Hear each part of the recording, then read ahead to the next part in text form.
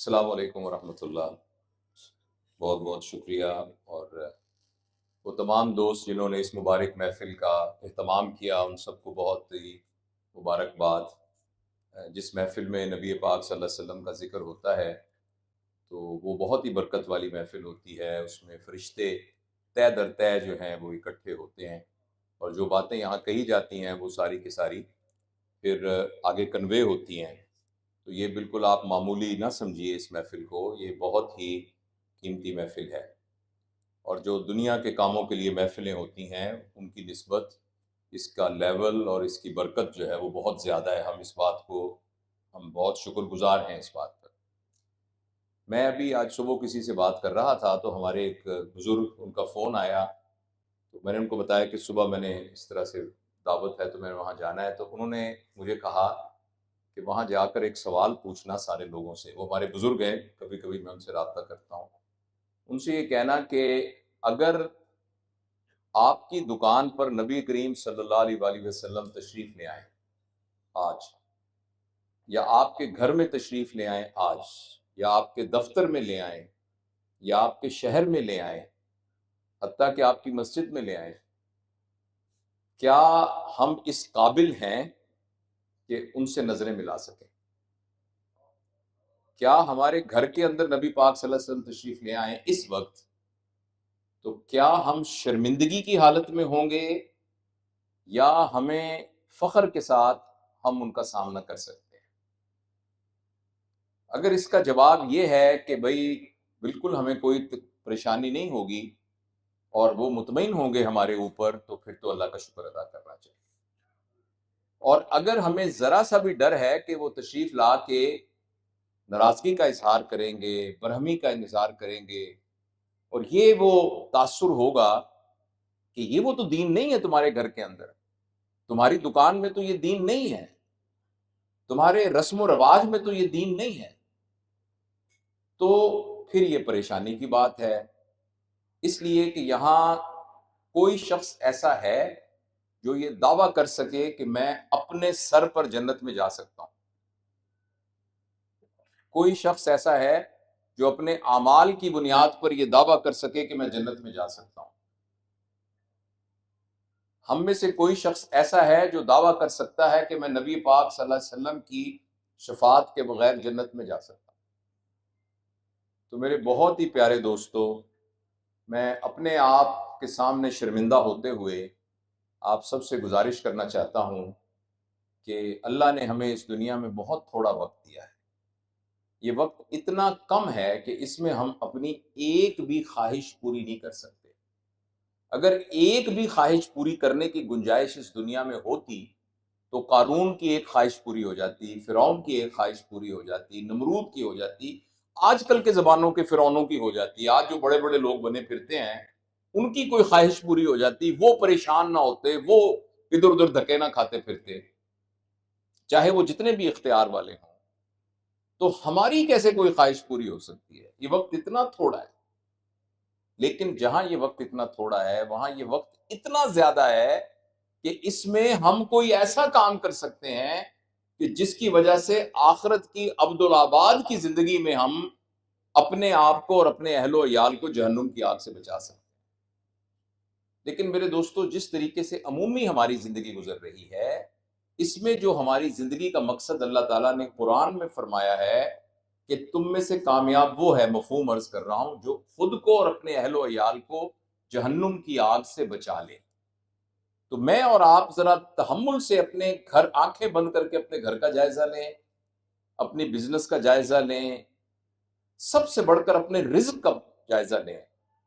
کیا ہمارا رزق اس قابل ہے کہ جس کی وجہ سے ہم جہنم کی آگ سے بچ سکتے ہیں؟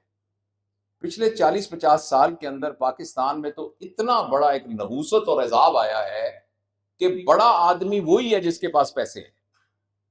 وہ پیسے کیسے آ رہے ہیں، وہ کہاں سے آ رہے ہیں، اس کا کوئی فکر نہیں ہے، اور اسی کی بنیاد پر عزت ہے، اسی کی بنیاد پر کوئی بڑا آدمی ہے، اور یہ صرف ہماری آنکھوں کے سامنے ہوا ہے۔ میری عمر 65 سال ہے، میری آنکھوں کے سامنے ہوا ہے۔ پیسے کی ہمیشہ اہمیت ہوتی ہے، لیکن پیسہ پہلی قدر کے طور پر ہمارے معاشرے میں بھی 20-30 سال سے آیا ہے۔ لہٰذا ہر شخص پیسے کی دوڑ میں پڑا ہوا ہے، اور جب انسان پیسے کی دوڑ میں پڑتا ہے تو وہ حلال حرام کو بھول جاتا ہے، اس کو پتہ نہیں ہوتا میرے گھر میں کیا آ رہا ہے۔ اور اس میں ہم صرف ذمہ دار ٹھہراتے ہیں کہ جو ٹاپ کے لوگ ہوتے ہیں کہ فلاں کرپشن کر رہا ہے۔ اگر دودھ والا اپنے دودھ کو صحیح نہیں بیچ رہا، اگر سرکاری ملازم 10 بجے ڈیوٹی پہ جا رہا ہے جبکہ تنخواہ 8 بجے سے لے کر 2 بجے تک لیتا ہے، اگر دفتر کا کلرک جو ہے وہ بغیر کسی پیسے دیے کام نہیں کر رہا، اگر دکاندار جو ہے وہ اپنا منافع زیادہ لے رہا ہے اور لوگوں کی مجبوریوں کو سمجھ کر رمضان شریف میں تمام چیزوں کی قیمتیں بڑھا رہا ہے، تو میرے پیارے بھائیوں، یہ سب رزق میں حرام رزق شامل ہو رہا ہے۔ اس حرام رزق کے ساتھ یہ جسم جو ہے اس کو جنت قبول نہیں کرتی ہے۔ تو میں آپ سے گزارش کرنا چاہتا ہوں کہ یہ مسئلہ کسی اور کا نہیں ہے، یہ میرا اور آپ کا مسئلہ ہے۔ اور اس سیرت النبی کانفرنس کے اندر اگر ہم نے میں نے سوچا تھا دو میں، ایک تو مجھے وہ ہمارے بزرگوں نے یہ بات کی تو میں آپ کی ان کی امانت کے طور پہ عرض کی، میں آپ سب سے گزارش کرتا ہوں، میں خود آپ سے وعدہ کرتا ہوں کہ میں بھی اپنے گریبان میں جھانکوں گا کہ میرے گھر میں کوئی لقمہ حرام تو نہیں آ رہا۔ اب ہمارے جتنے سرکاری محکمے ہیں، ان سرکاری محکموں میں جن میں پبلک ڈیلنگ ہوتی ہے، آپ سوچ ہی نہیں سکتے کہ بغیر پیسوں کے آپ کوئی کام کرا دیں۔ کبھی آپ ہمیں پچھلے دنوں عدالت کا ایک سابقہ پڑھا، جج صاحب نے کہا جی میں نماز پڑھنے کے بعد باقی مقدمہ کروں گا، مگر تھوڑی دیر بعد اس کے سارے جتنے وہ بیٹھے تھے ساروں نے پیسے لیے، سب نے پیسے لیے، اسی عدالت کے اندر سب نے پیسے لیے۔ آپ نے نقل لینی ہے تو پیسے لینے ہیں، آپ نے انکم ٹیکس میں جانا ہے تو پیسے لینے ہیں، آپ نے پولیس میں کوئی کام کرنا ہے تو پیسے دینے ہیں، ٹھیک ہے نا؟ تو میں یہ عرض کرنا چاہتا ہوں کہ اس میں ہم اوروں کی کیا شکایت کریں؟ ایک خاک روب سے لے کر ملک کے وزیر اعظم تک مطلب سب لتھڑے ہوئے ہیں اس کے اندر، لیکن ہم آخر میں ہمیں ایڈوانٹیج ملے گا ضرور کہ کس معاشرے میں پیدا ہوئے تھے، لیکن یہ کوئی دلیل نہیں ہے کہ ساری دنیا حرام کھا رہی تھی تو اس لیے میں نے اپنے بیوی بچوں کو حرام کھلایا۔ اگر آج کی تقریب میں بیٹھے ہوئے صرف یہ جتنے لوگ ہیں یہ فیصلہ کر لیں کہ آج سے میں لقمہ حرام کو اپنے منہ میں نہیں لے کے جاؤں گا، کیونکہ یہ لقمہ حرام میرے اندر کی انتڑیوں کو جہنم کی آگ سے جلائے گا اور میں یہ برداشت نہیں کر سکتا، تو ہم سمجھ انشاءاللہ مجھے امید ہے کہ اگر میں نے یہ بات سیکھ لی تو میرے لیے انشاءاللہ اس محفل کی برکت آ گئی۔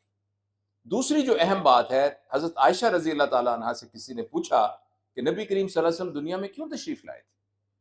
تو آپ نے نبی صلی اللہ علیہ وسلم کا تو مقصد بہت سے باتیں ہیں جو کی جا سکتی ہیں، آپ نے فرمایا وہ اچھے اخلاق کی ترویج کے لیے تشریف لائے۔ اب دوسری بات جو لقمہ حرام کے، میں اس کو دوبارہ دہرانا چاہتا ہوں، میں آپ سب سے گزارش کروں گا کہ یہاں بیٹھے بیٹھے یا گھر جا کر 5 منٹ کے لیے دیکھیے گا ضرور کہ آپ کے گھر میں لقمہ حرام تو نہیں جا رہا، کیا ہماری اولاد حرام لقمے پر تو نہیں پل رہی؟ ایک تو اس پر ضرور غور کیجیے گا، اور اگر ایسا ہے تو خدا کے لیے اس کا کرنے کا اللہ مجھے بھی توفیق دے اور ہم سب اس پہ کریں۔ حرام لقمہ ہمارے اندر نہیں جانا چاہیے۔ نمبر 2 میں عرض کر رہا ہوں کہ ہمارا اخلاق کیسا ہے۔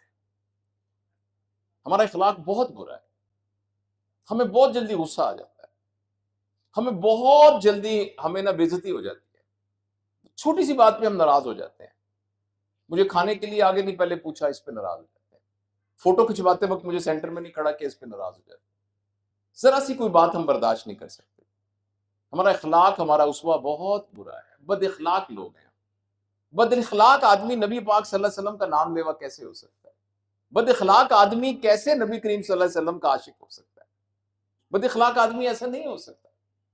اور یہ 2 اخلاقی بیماریاں ہیں جن دونوں کی وجہ سے ہمارے معاشرہ بہت ہی برے حالات کے اندر ہے۔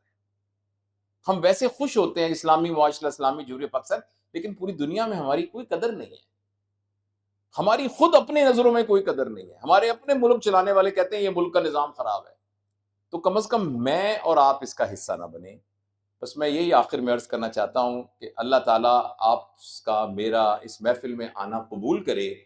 اس محفل سے باتیں سننے کے ساتھ ساتھ میری گزارش ہے کہ یہ 2 پیغام ہم یہاں سے لے کے جائیں۔